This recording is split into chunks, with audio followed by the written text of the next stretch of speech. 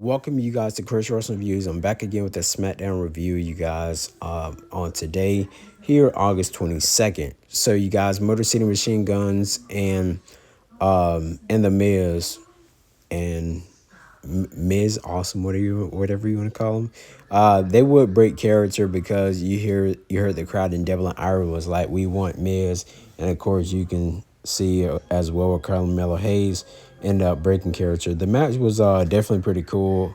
Crowd really stole the entire show, you guys. So a 10 out of 10 for that crowd for sure.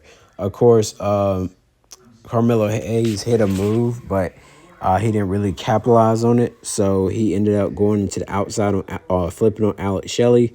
And then, of course, that's where Mears just crawled back in and pinned Chris Sabin, kind of like how he did last week, you guys, when Carmelo Hayes tried to go for the first 48. And so, yeah, you guys, that right there was pretty cool.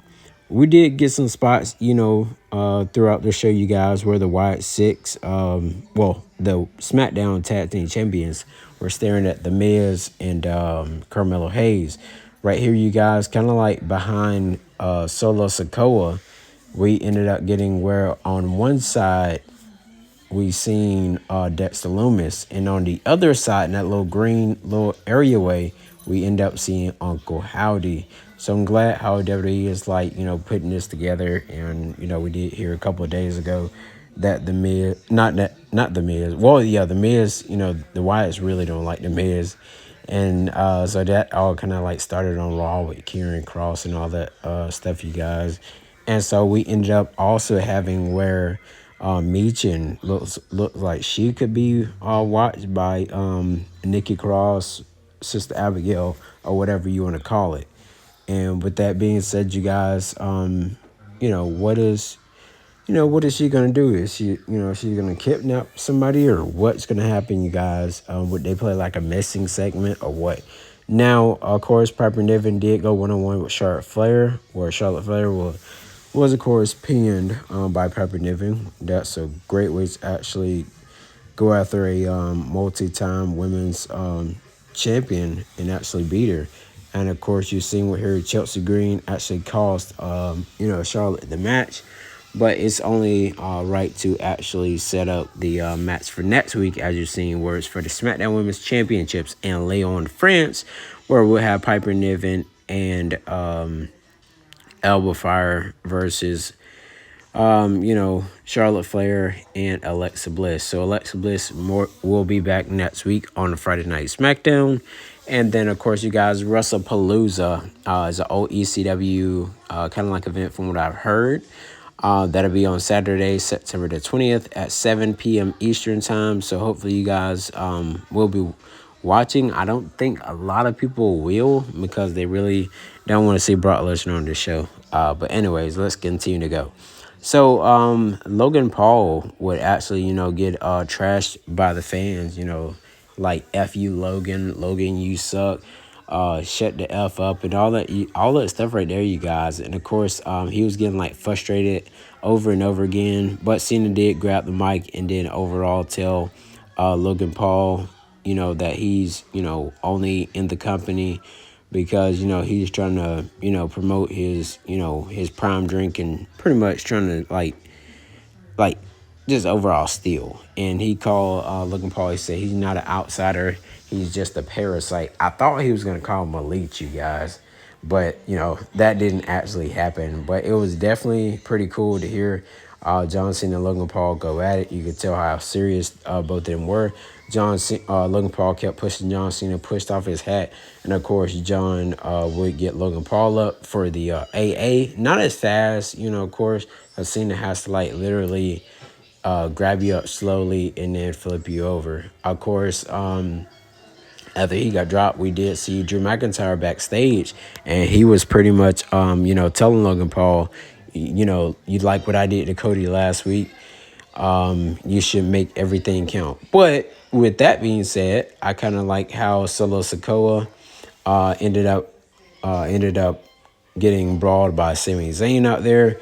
And then, of course, the Street Profits would win. And it seemed like JC Mateo, you guys, it seems like he's became an official jobber It's like either him or either JC Mateo or Tama Tonga. No, Tonga.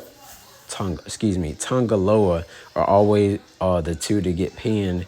And I don't understand, you guys. Like, he's big. He wrestled in the Olympics, and then the crowd was like, "You can't wrestle" and stuff like that. I really feel like it was a mistake to actually put him in this group, you guys. To be honest with you, and of course, they supposed to did Aleister Black versus R-Truth. R-Truth said he was out there in Dublin, Georgia. He thought he's supposed to be in Dublin, Georgia, but he's supposed to be in Dublin, Ireland. So I kind of like how R-Truth always do that when he's supposed to have been he's supposed to be in Australia, but he said he was in Austria, and it was freaking crazy. But of course, Randy Orton will return, RKO, Drew McIntyre. So I think they'll do Drew McIntyre versus Randy Orton. The winner faces Cody Rhodes probably at Clash in Paris on next Sunday. Yeah, next Sunday. So we'll definitely see how that's going to happen, play out, you guys. So maybe they'll do that match next week on Friday Night Smackdown. It hasn't been announced yet, but we'll see how they're going to do it. Or a triple threat. I don't know, you guys. But I feel like it definitely should be a one-on-one match. And Drew McIntyre should be the winner. But we'll see how it goes. Of course, Drew McIntyre did come out there and wanted to know the status, of Cody Rhodes. After not seeing Cody Rhodes last week or tonight, you guys, Drew McIntyre had pretty much had like the whole script out there, you guys. And of course, you can hear the commentators, Michael Cole and Corey Graves, like, they were like, give me that, and so on and so forth. But for the main event, you guys, we had Tiffy time. We did have Tiffy time, and of course we had Becky Lynch. At the beginning of the show, she came out and talked to the crowd, and they was chanting her until she started switching on with her switching over her heel gimmick. And of course, we already knew the match was gonna get set up.